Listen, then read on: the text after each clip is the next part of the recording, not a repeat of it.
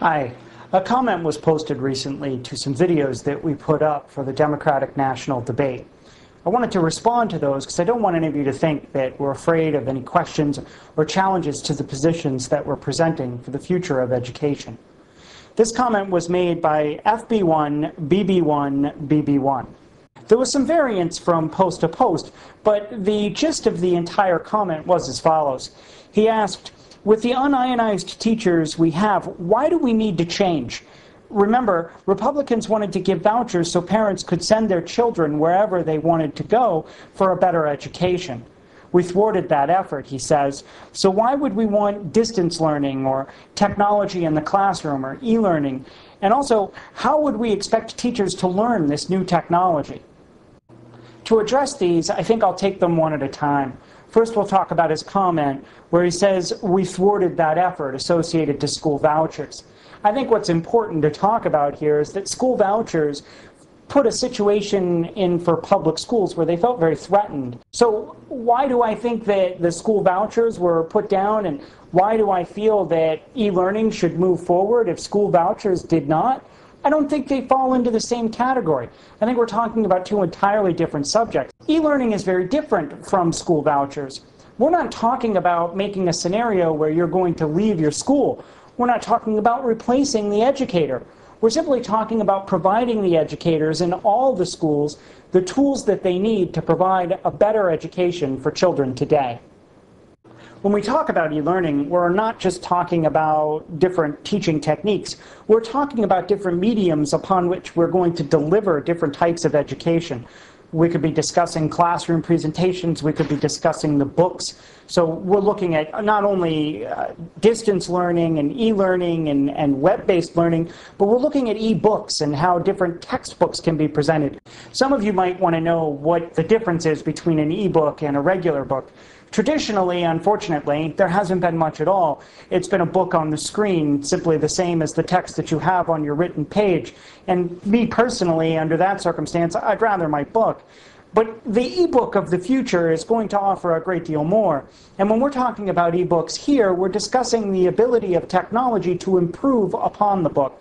E-book technology should offer not only the ability for you to read the material, but even to listen to it. So you would have text-to-speech technologies. Your ability to take your notes should be improved. So they would be associated with the material and right there in the same place. So you wouldn't have to go to a separate notebook and review those and so forth. This is the future of what an e-book would be.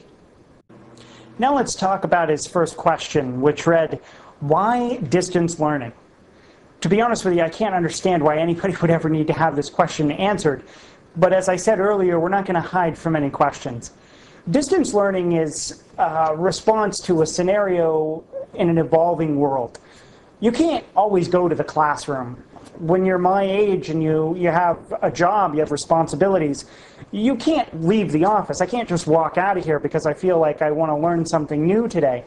I need the ability to continually grow and to develop as a professional and to continue to build on the knowledge base that I have from which to execute those tasks. As a professional, it allows me the ability to take classes, to study, and to improve my skill set during the day. While I'm at work, I can log onto my computer and I can take a class. I can review an ebook or a particular piece of material. Or let's say we don't live anywhere near the university that we want to study at. We want the ability to take that class. It offers the flexibility that's necessary in a knowledge economy for its professionals to continue to grow and for the students of tomorrow to get the education that's more flexible no matter their location. His next question was, why technology in the classroom? Technology is permeating throughout our society today. It's improved everything that we do. Business, I think, is a very good example. We consider what we were able to do 20, 30 years ago, and we look at what business is able to do today, and we can see drastic change.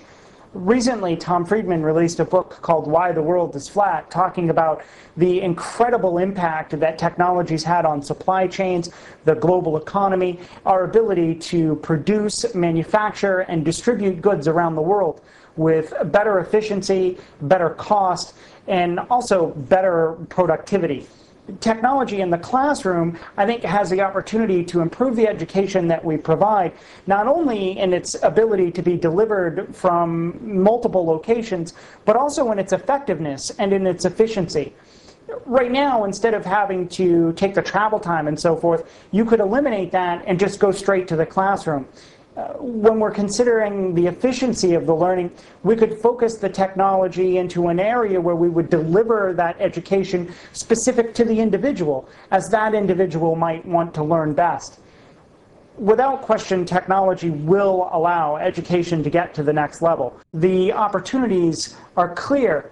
Education and technology need to be merged, and the classroom should be one of the places that we execute this process. He also asked, why do we want e-learning? Well, we talked a little bit earlier about what is e-learning, what is an e-book. It's a very broad topic, and e-learning is a tough thing to define. So I'll offer a brief description of it, and then we'll answer why we want that.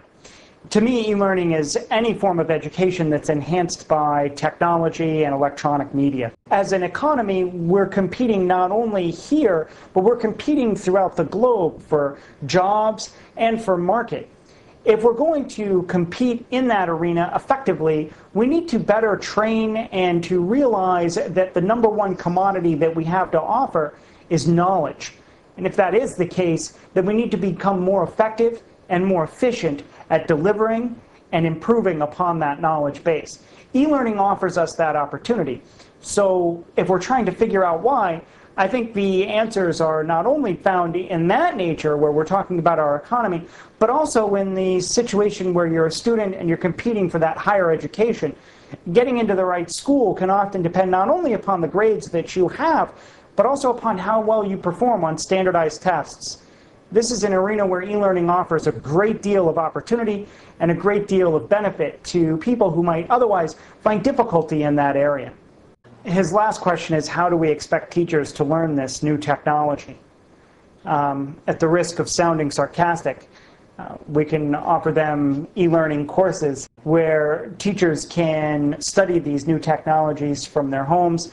They can study them on their computers and be provided with prepared courses on how to interact with the technology. The teaching abilities, if we truly begin to enhance and utilize e-learning, are, in my eyes, endless.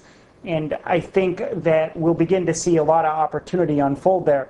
Also, there's been a lot of talk lately about testing teachers and evaluating teachers on performance. We're talking about the folks that we're looking to educate our children.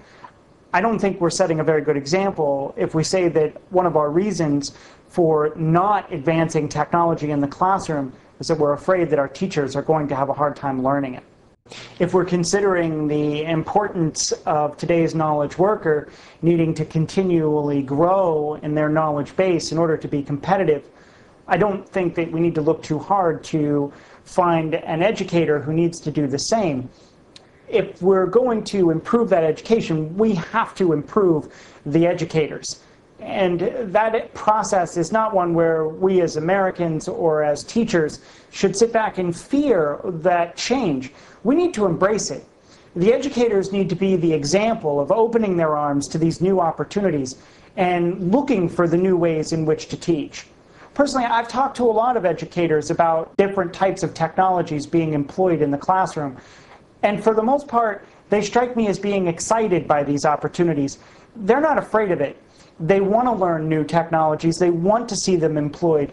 And when they talk to me about different things that have been used in their classrooms to aid in education, their excitement is often, if you want to call it, contagious. You can feel how happy they are when they get to see their students engaged in the content and improve in their performance.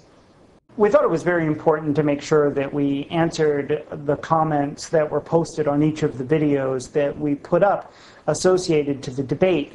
We wanted to make sure that we didn't hide from any challenge. Education is something that we believe in, and technology's role in it is something that we are very passionate about seeing advanced. If you have any questions, if you have any comments, if there are things that you think maybe we got wrong, if there are things that you think we missed, If there are topics you want to see addressed, even if you think that we're right and we're on the right track, we're welcoming your thoughts, we're welcoming your comments, and we'll be sure to reply to each and every one of them. Lastly, I want to take a moment and thank FB1BB1BB1 for starting that process and being the first one that we could respond to. If any of you are curious about our vision for the future of technology and education, you want to see the solutions that we're offering to the problems we've been discussing, you can visit our website at prodigytechnology.com, and let's keep the conversation going.